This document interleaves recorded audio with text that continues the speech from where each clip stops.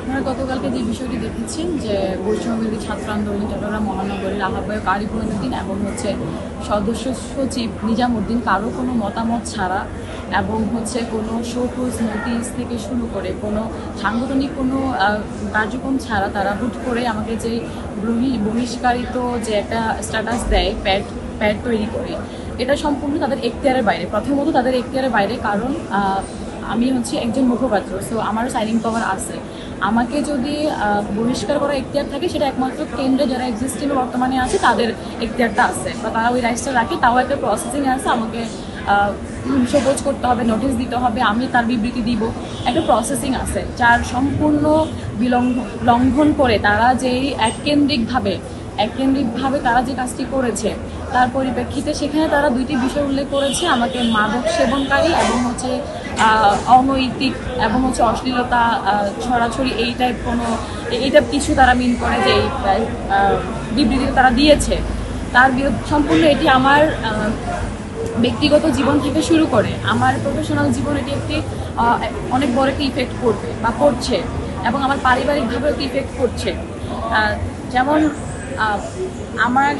আমাকে নিয়ে তারা যে বিবৃতিটা দিল, যা আমি তখন গতকাল রাতে যখন আলটিমেটাম দিই 2 ঘন্টার মধ্যে এটা প্রুফ দিতে হবে, তারা এখন অবধি কোনো প্রুফ দেয়নি।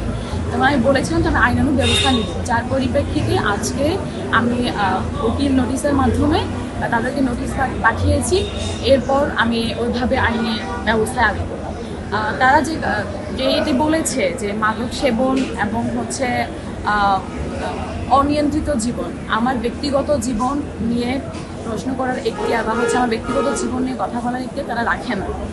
ইভেন সাংগঠনিক কোনো নিয়ম কানুনের মধ্যে বা আমি যদি সাংগঠনিক কোনো বিধি বা কোনো নিয়ম লঙ্ঘন করতাম, তখন তারা আমাকে শোকজ নোটিশ করে তারা কেন্দ্রের কাছে হস্তান্তর করার পর কেন্দ্র এই সিদ্ধান্ত নিত। সেখানে তারা যে কাজটি করেছে সম্পূর্ণ তাদের ব্যক্তিগতভাবে করেছে, যার পরিপ্রেক্ষিতে আজকে আমি এই কাজটি নিয়েছি। চিটাগাংয়ের বৈষম্যবিরোধী ছাত্র আন্দোলনের মুখ্য ভূমিকা পালনকারী ফাতেমা খানম লিজার উক্ত সংগঠনের আহ্বায়ক আরিফ মঈনুদ্দিন এবং সদস্য সচিব নিজাম এই বৈষম্যবিরোধীর একটি প্যাড ব্যবহার করে আমার মক্কেল ফাতেমা খানম লিজার ব্যক্তিগত কিছু চরিত্রক বিষয় হরণ করিয়া উক্ত বিষয়টা প্যাডের মধ্যে উল্লেখ করিয়া উক্ত সংগঠনের নিয়ম শৃঙ্খলা বহির্ভূতভাবে একটি বহিষ্কার আদেশ প্রদান করেছে। উক্ত বিষয়টি আবার ইলেকট্রনিক এবং সোশ্যাল মিডিয়াতে ব্যাপকভাবে গতকাল প্রচার হয়েছে। আমার মক্কেল ফাতেমা খানম লিজা উক্ত বিষয়টি অবগত হইলে তার সামাজিক মর্যাদা ক্ষুণ্ণ হওয়ায় উক্ত সংগঠনের আহ্বায়ক এবং সদস্য সচিবকে একটা লিগেল নোটিশ প্রদান করিয়াছি।